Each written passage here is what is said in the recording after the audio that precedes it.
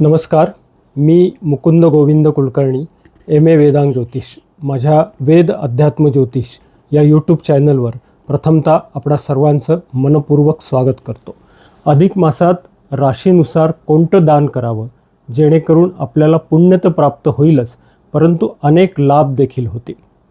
अधिक मास हा केवळ एक अतिरिक्त महिना नसून आध्यात्मिक शुद्धी, पुण्यसंचय आणि ईश्वरी कृपा प्राप्त करण्याचा अत्यंत महत्त्वाचा असा हा काळ मानला जातो.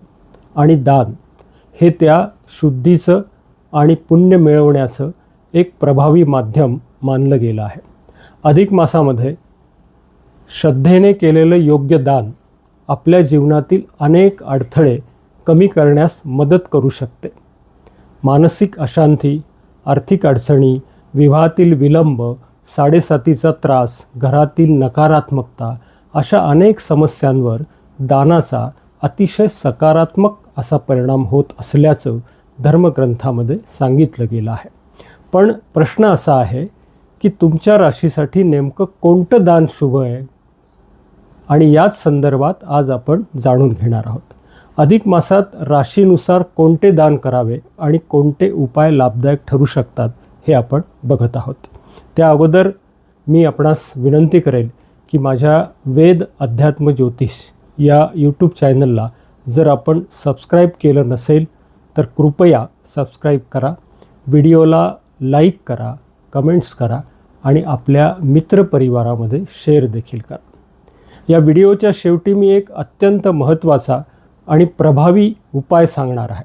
विशेषतः ज्यांना साडेसातीचा त्रास आहे, कालसर्पसारखे दोष ज्यांच्या पत्रिकेत आहे, ज्यांचे विवाह जमत नाही, घरात सतत अशांत वातावरण असतं किंवा आर्थिक समस्या वारंवार निर्माण होत असतात, अशा लोकांनी अधिक मासात कोणते दान करावे याविषयीचा अत्यंत महत्त्वाचा उपाय मी व्हिडिओच्या शेवटी सांगणार आहे.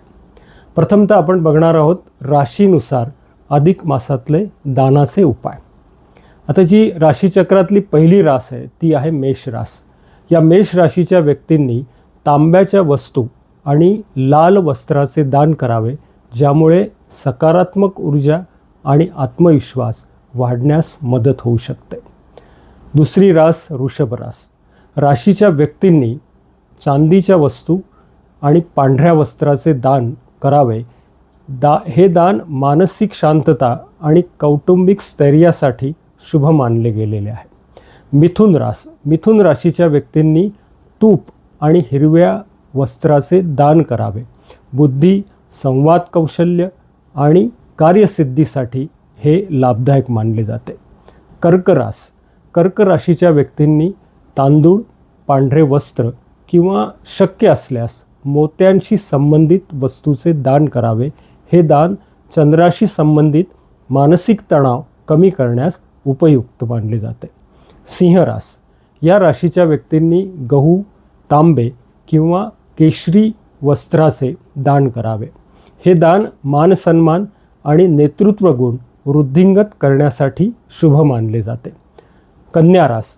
कन्या राशीच्या व्यक्तींनी अख्खे मूग, कांस्य धातू आणि निळ्या वस्त्राचे दान करावे. हे दान आरोग्य आणि कार्यक्षमता वाढवण्यास सहाय्यक मानले गेलेले आहे.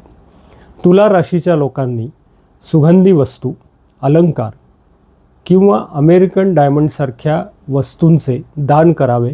त्यामुळे नातेसंबंध आणि वैवाहिक सौख्यात सकारात्मकता वाढू शकते. वृश्चिक रास. वृश्चिक राशीच्या व्यक्तींनी मसुराची डाळ आणि तांबड्या वस्त्राचे दान करावे. हे दान मंगळाशी संबंधित अडथळे कमी करण्यासाठी लाभदायक मानले गेलेले आहे. धनुरास. धनुराशीच्या व्यक्तींनी पिवळ्या वस्तू, पिवळी डाळ किंवा पिवळ्या वस्त्राचे दान करावे. गुरुकृपा आणि ज्ञानवृद्धीसाठी हे शुभ मानले जाते. मकर रास.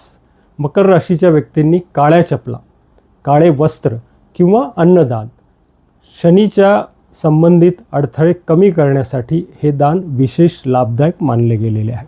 कुंभ रास. कुंभ राशीच्या व्यक्तींनी काळी छत्री, उडीद आणि निळ्या वस्त्राचे दान करावे. हे दान जीवनातील स्थैर्य आणि ग्रहशांतीसाठी शुभ मानले जाते. मीन रास. मीन राशीच्या व्यक्तींनी हरभऱ्याची डाळ, साखर, जलदान किंवा पुरणपोळीचे दान करावे. हे दान आध्यात्मिक प्रगती आणि मानसिक समाधानासाठी लाभदायक मानले जाते. विशेष प्रभावी उपाय.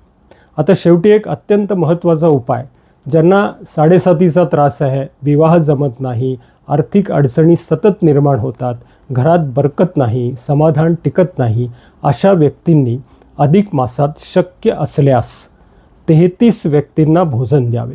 अर्थात या भोजनाला मेहुण भोजन म्हणतात. म्हणजे पती पत्नी लक्ष्मीनारायण स्वरूपामध्ये अशा 33 जोडप्यांना जेवण किंवा ज्या काही गोष्टी आपल्याला देता येतील त्यामध्ये अपूप दान आहे, हेही देता येते. अपूप म्हणजे अनरसाचे दान. 33 जोडप्यांना जर आपण या वस्तू दिल्यात तर आपल्या या सगळ्या अडचणी दूर होऊ शकतात.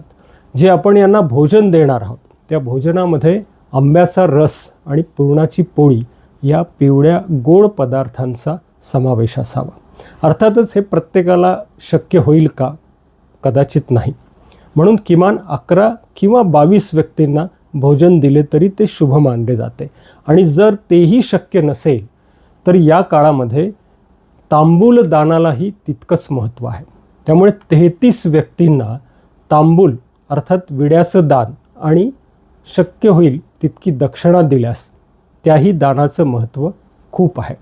अर्थात उदात्त हेतूने आणि अत्यंत विनम्र भावनेने हे केलेलं दान, हा उपाय निश्चितच सकारात्मक ऊर्जा निर्माण करून आपल्या सर्व बाधा निश्चितपणे घालवू शकेल आणि आपण अत्यंत सुखी व्हाल. असो. धन्यवाद. श्री स्वामी समर्थ.